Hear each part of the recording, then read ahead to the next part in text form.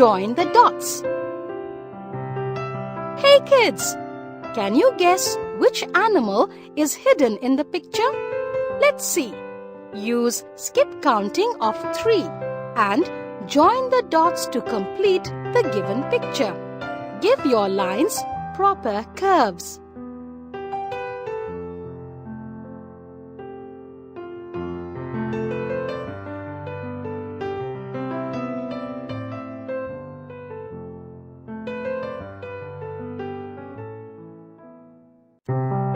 Color it with pencil colors.